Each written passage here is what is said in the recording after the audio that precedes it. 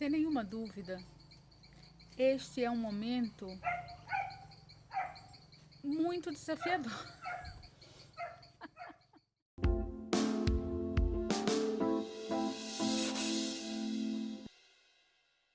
Meus amados irmãos, uma saudação afetuosa a cada um de vocês e já deixando bem exposto que esse vídeo palestra ele se pretende uma prece raciocinada, refletida e sentida. Não é à toa que escolhemos um cenário que fala de um altar natural. Dentro do meu próprio espaço de confinamento social, existe esse cantinho pleno de verde. E aqui no Nordeste, a chuva abençoou o dia. Por isso nós temos um cenário bastante ameno e convidativo. Todas essas energias conjugadas, elas me ajudaram a juntar as forças que foram dispersas, espalhadas em situações cotidianas, com exigências diferentes. E eis-me aqui, mais uma vez, com a alegria de falar para você que se tornou um canal de incentivo à continuidade deste trabalho, mas de maneira muito especial neste momento, em uma conexão com o universo que se expressa neste micro universo verde ao meu redor. E que eu partilho com você, te convidando também a desligar um pouco as influências externas para olhar um pouco para nós mesmos, olhar carinhosamente, sentidamente e afetivamente. Os dias estão sendo difíceis. As pautas cotidianas têm trazido para todos nós muito mais informações deprimentes do que otimistas. Mas a nossa proposta não é aprofundar estas sensações de perdas imediatas, mas ao contrário, recuperar um pouco da ideia que em momentos de paz, que em momentos de normalidade, nós costumamos sedimentar a respeito das nossas experiências com a espiritualidade. Nós já ouvimos que o ouro se prova no fogo.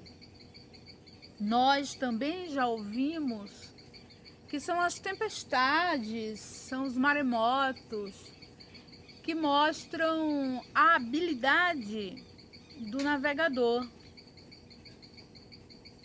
E a vida, ela nos mostra de diversas maneiras que todas as concepções às quais nos vinculamos nos dias de normalidade, enriquecendo as nossas referências, as nossas fontes de princípios, elas se transformam em um cabedal de saberes aos quais nós recorremos nos momentos em que a normalidade é quebrada, em que um ritmo de exigência diferenciado afeta as nossas seguranças, os nossos humores. Somos nós, então, aqueles e aquelas que já estamos imbuídos de um senso de sobrevivência para além da corporeidade, da materialidade e de todos os parâmetros que nós erguemos até agora, porque nós nos identificamos como seguidores de Jesus, o Nazareno. Sem nenhuma dúvida, nós estamos vivendo um momento muito especial no sentido de não estarmos preparados para ter uma quebra de rotina tão repentina, para acumular tantas perdas de maneira subsequente, para gerar referências que respondam às necessidades íntimas que surgem dentro de todo esse contexto.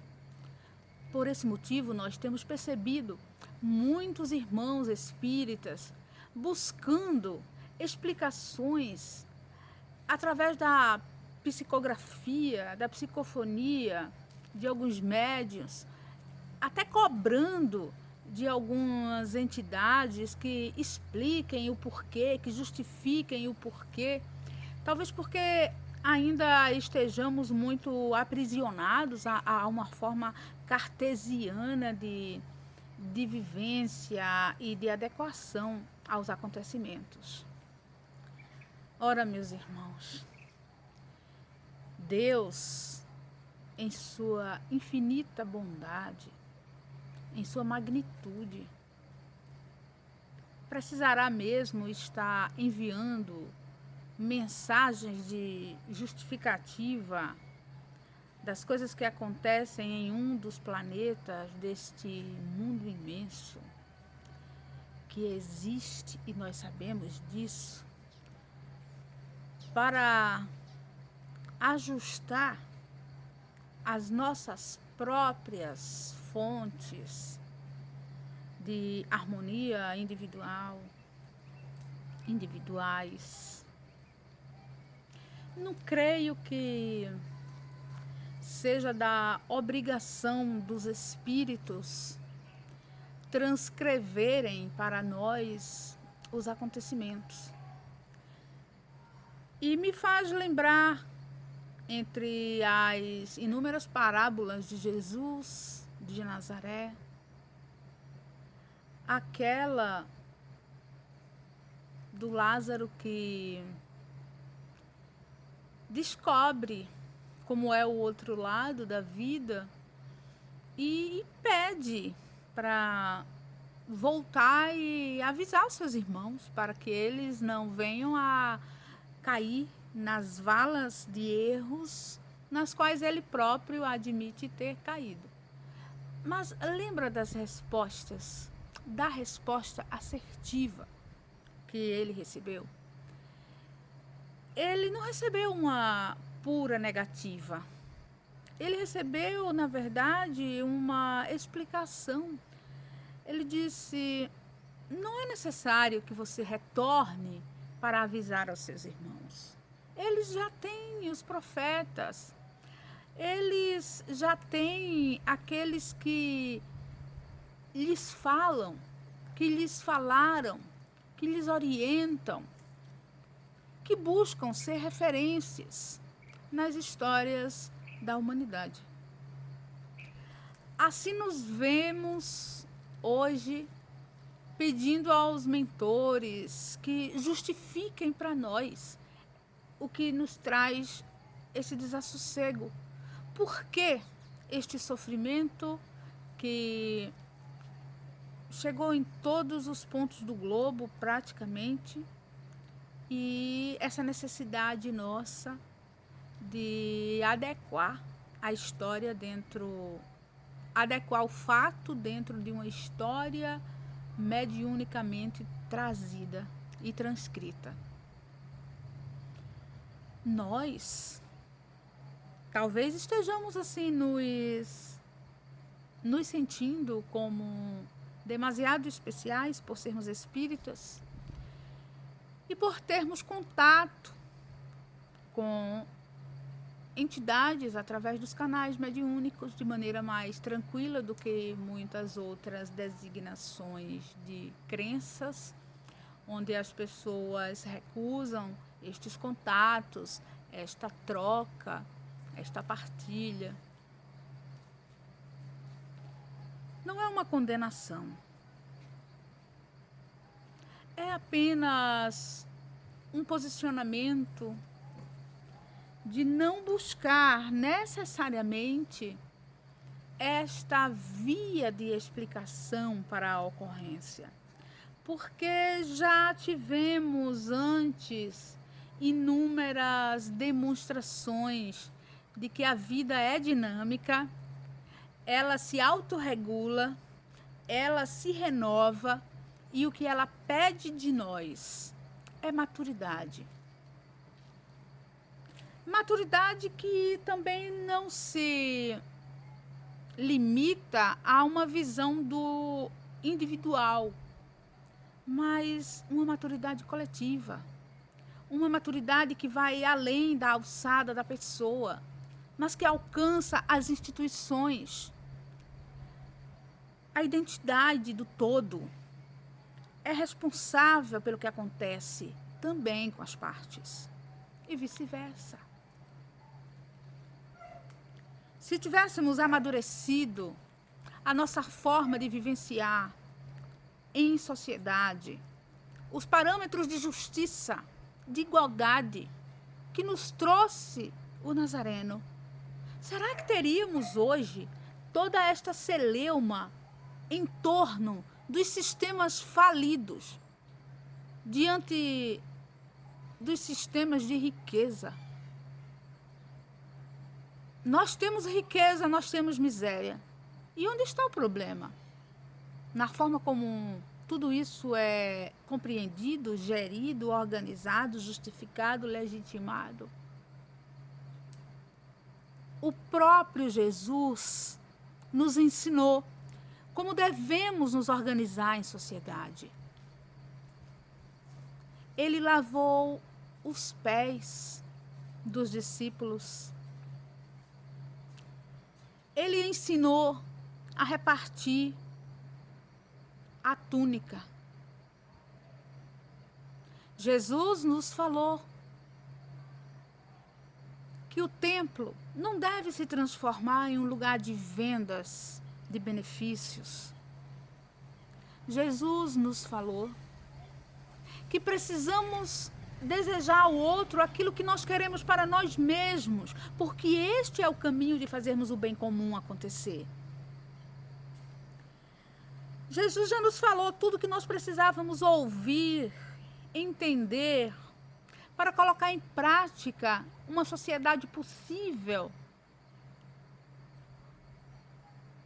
que nos permitisse lidar com uma mazela do tipo a que está sendo vivenciada agora, de uma maneira menos sofrida. Já imaginou sistemas públicos de saúde em estado de perfeição para o atendimento ao cidadão? Ah, mas isso é utopia. Não, isto é possibilidade, desde que tenhamos a condição e o desejo de romper com os parâmetros que geram a desigualdade.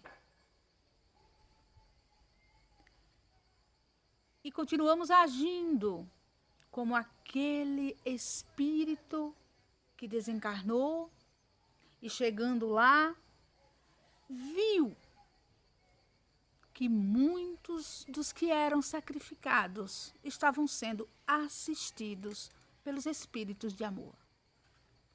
E que ele mesmo, sabedor de uma vida de ganância, de egoísmo, sentia sede e não tinha como dessedentar-se.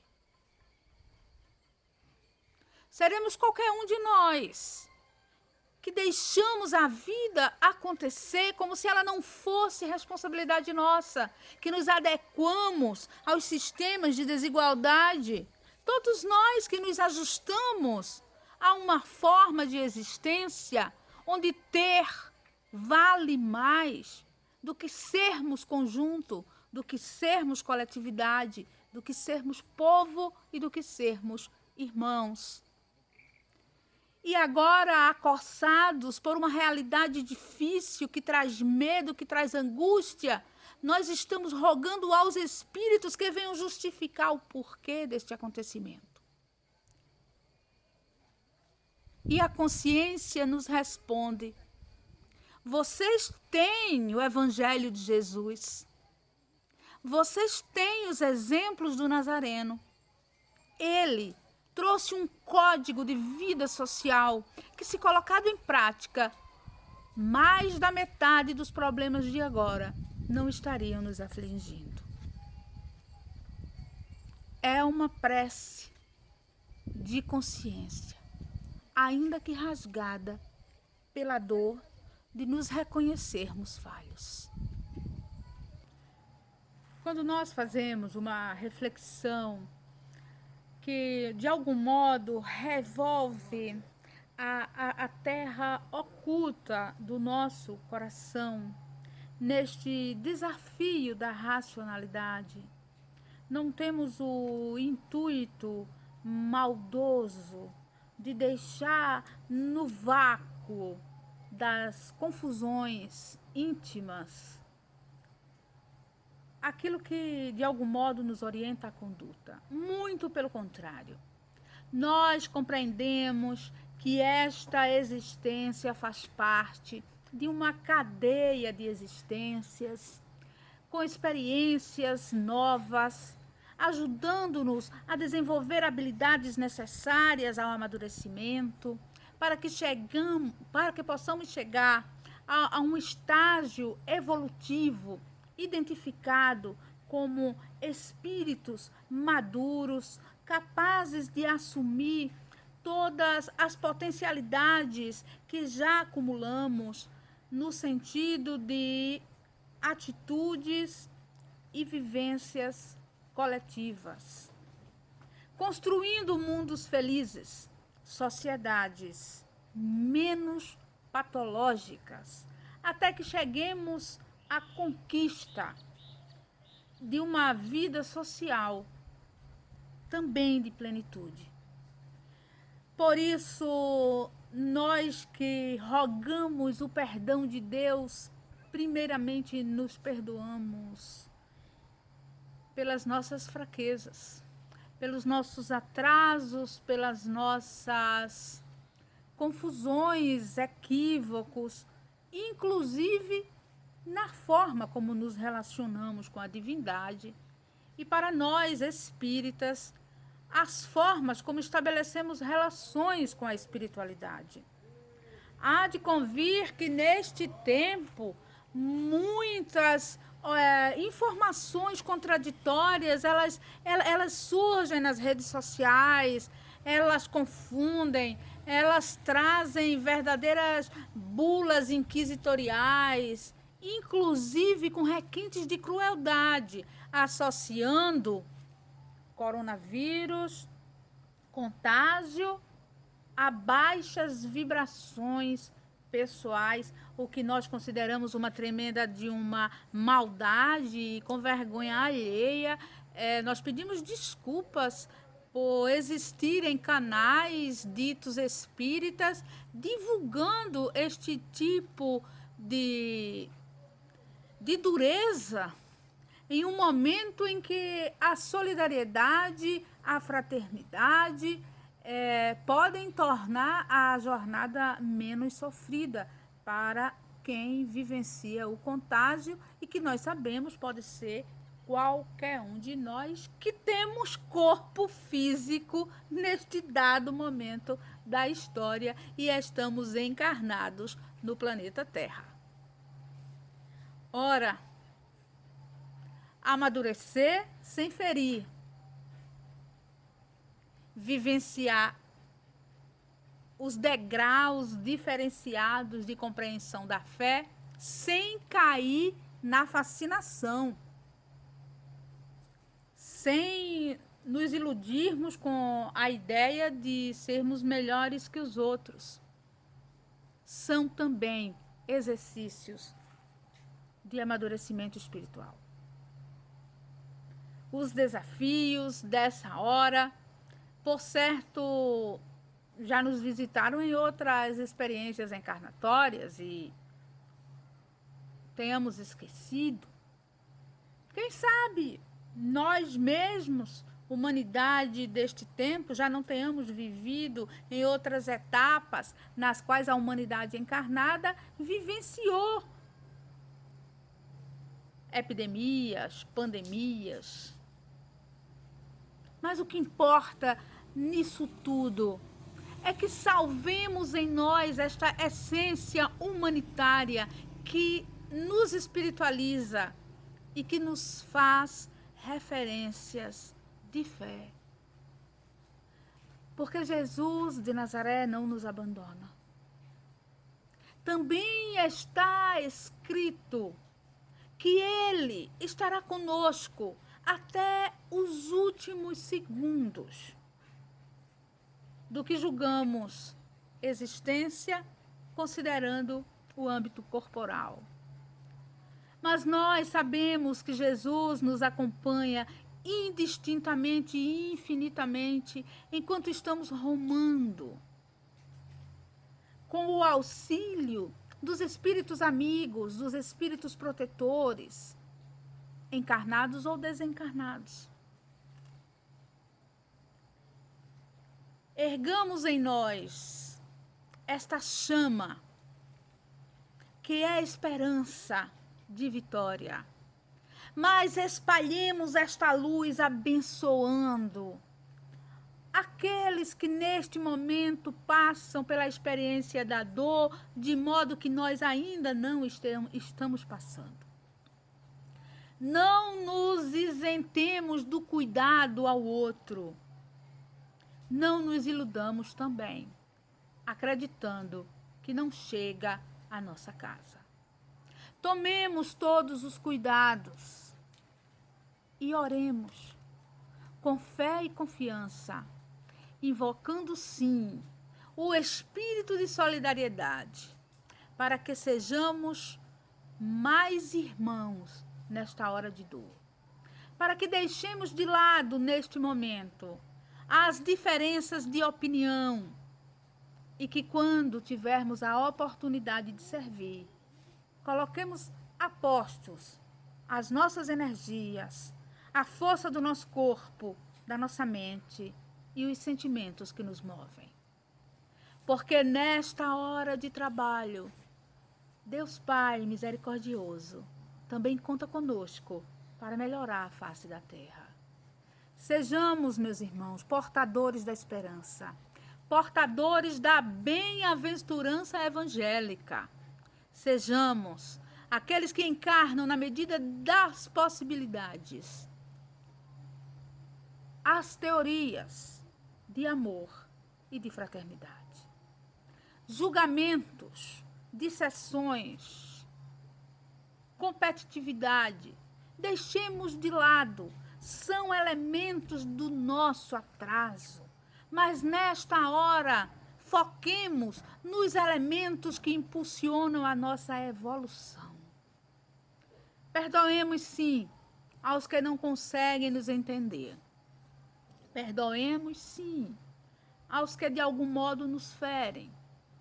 Mas, acima de tudo, olhemos para a grandeza da vida nos planos da matéria e nos planos da erraticidade. Lembremos da eternidade dos espíritos, da vida que nunca acaba e que em todos os lugares adquire expressões daquele que nos criou, que nos confiou e que em todos os momentos nos guia, nos ampara e nos protege.